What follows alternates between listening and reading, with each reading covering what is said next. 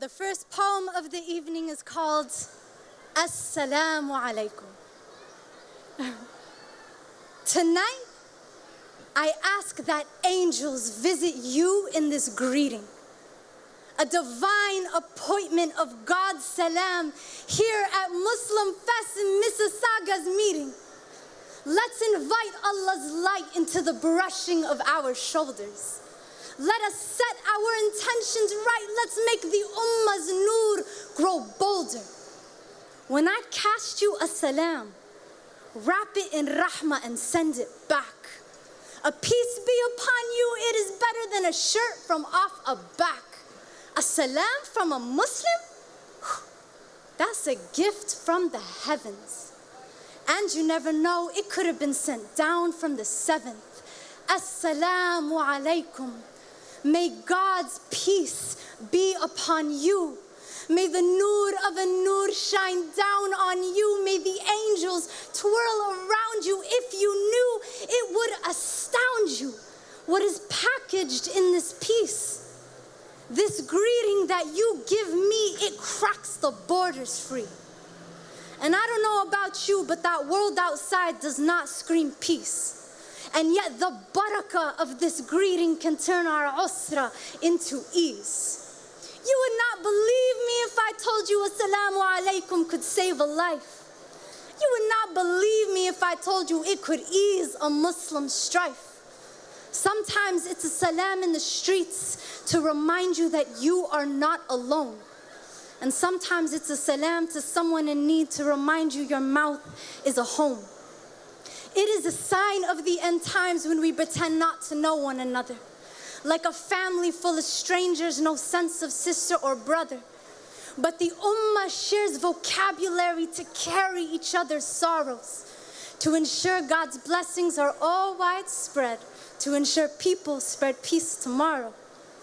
So let's turn our mouths into gardens, orchards full of trees from which we give to our ummah. All this in the salamu alaikum that Canada's about to give me. Assalamu alaikum, everyone. Let's do it again. Assalamu alaikum. Now that's what I'm talking about. What a privilege and pleasure it is to be here. My name is Amal, and my name means hope in Arabic. I'm a spoken word poet, and what it is as a young poet to witness this giant audience of Muslims in the middle of the city center with the adhan knocking off the building behind us. We have come a long way, but surely we have returned to our roots. I have a series of poems for you today. We're gonna walk through the stories and the identities. I called my mom before this and asked her to make me dua, and she sent her salams to everyone. I'd like to start the first poem to honor my mother and my grandmother and all of the women who created the lineage from which we were born from. Bismillah. My body is made of two types of blood, German and Syrian. Rhine River and Nahr al-Furat, I am split tongue. Sad, Dad, Ain, Ghain on one side, Makshnel on the other. My mama fed me meatloaf with a side of fattoush. She wrapped peanut butter and jelly in sage, and some days it was just salt and pepper. But some days, it was cardamom, caraway, cumin, and coriander. My world was a colorful spice rack. Before bed, she would sing us nursery rhymes and then Quranic verses. She'd tell us stories of the founding fathers and then stories of Umar bin Khattab radiallahu anhu. And this woman, who had an entirely different alphabet to her soup, would exchange her secrets across the ocean with my Arab grandmother. Two women, different recipes in their blood, and yet they had the same libraries on their fingertips. But my mom had hair colored like corn, green eyes, the softest tongue that couldn't pronounce the asabi that was my father's language. And Tete didn't know a single European recipe.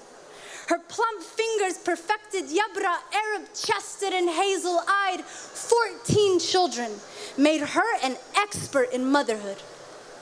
When Mama and Tete spoke, they would use the braille of their palms to ask our foreheads if we were sick. They could tell how much we ate just by looking at us. And these women with entirely different recipes in their blood shared the same libraries on these fingertips. You see, I'm something like Pangea. Bones of Damascus steel sized to a German skeleton. Lisani ma bihtaj warning before switching from one lugha to another. My tongue can go from Colorado weather to Setba sunsets to Frankfurt after rainfall. And when I was born, I had no national anthem to my lips. I did not know the words to Tahiyyat al-Alam or the Star-Spangled Banner. The only language I spoke was whatever was in my mother's holy scripture hands.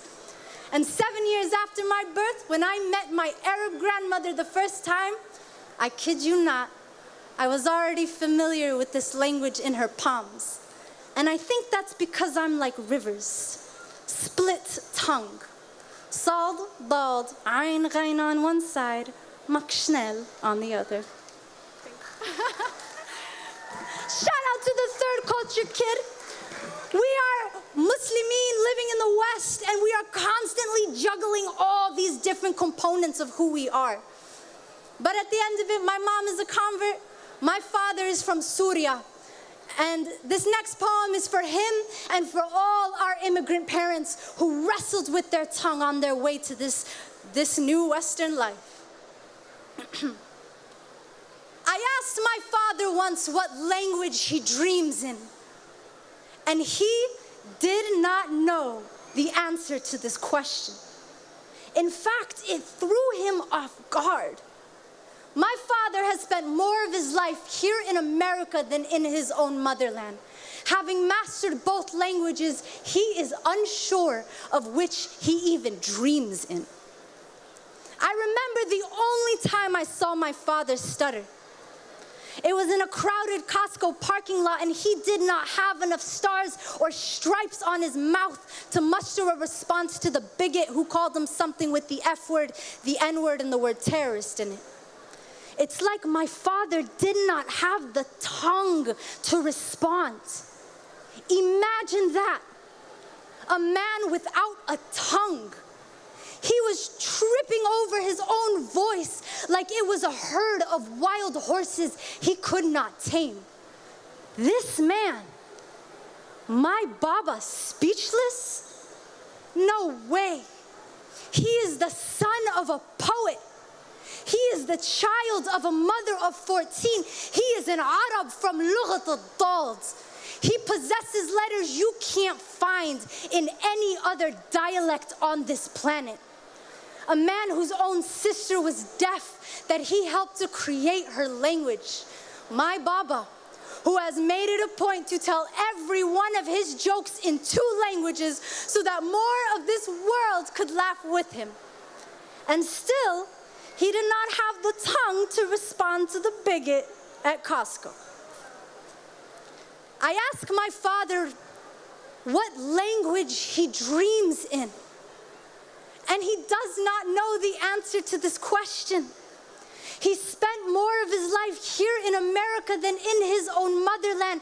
A man who's mastered both languages, unsure of which he dreams in, and that's because he dreams in both.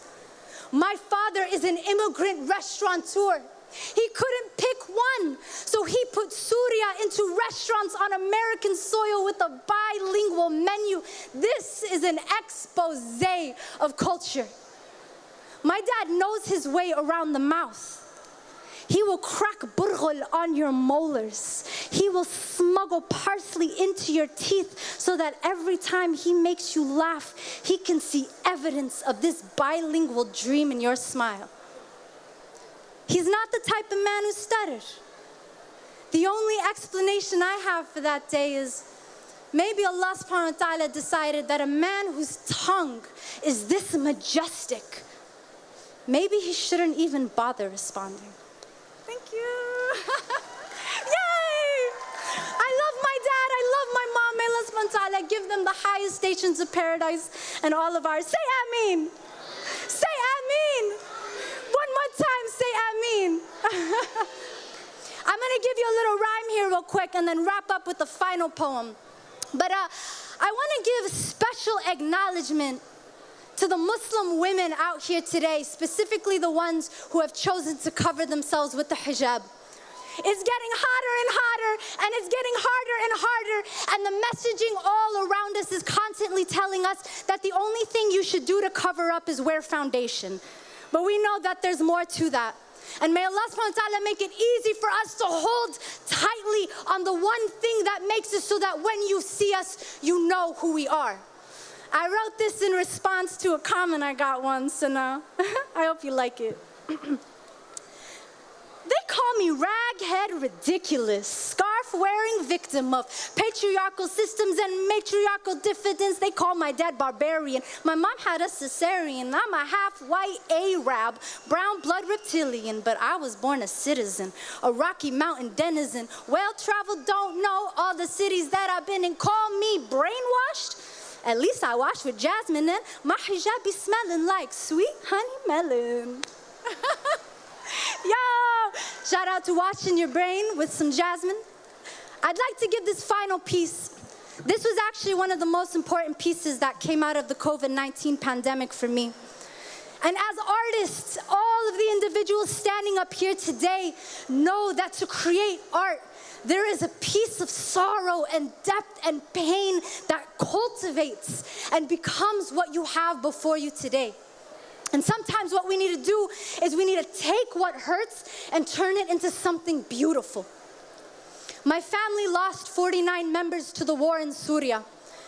And there was a situation that took place where I was silent for so many years. And so this poem is in honor of all of those from all over the world who are under the rubble or under the floods, wherever they may be. And may Allah always give us the ability to keep on praying. Bismillah.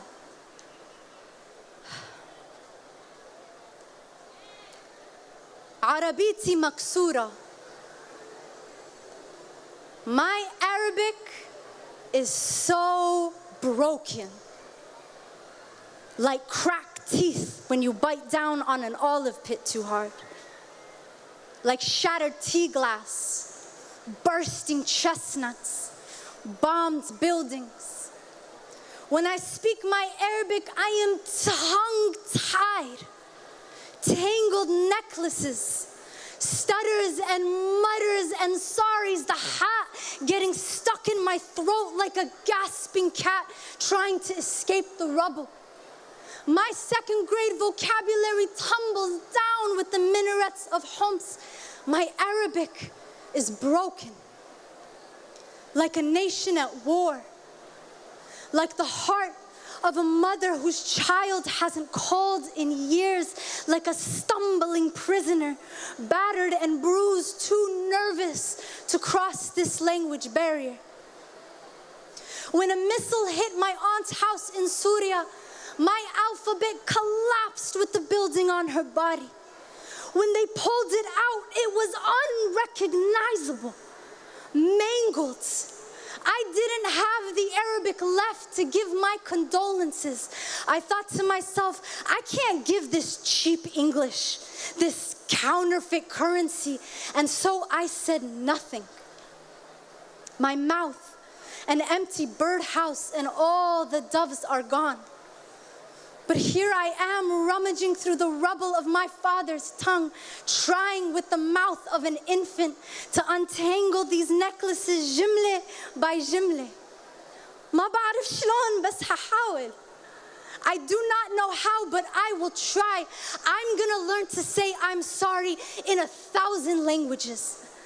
I'm gonna learn to give my condolences to every nation on this earth.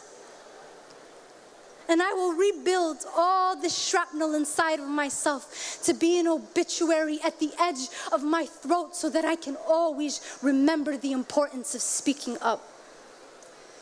Arabiti maksura. My Arabic is so broken, like cracked teeth when you bite down on an olive pit too hard. But I'm gonna keep on praying, even if all my teeth are broken. Thank you, Canada. appreciate you having me. Assalamu alaikum. Keep it going for Amal Kasser. Give her another round of applause one time.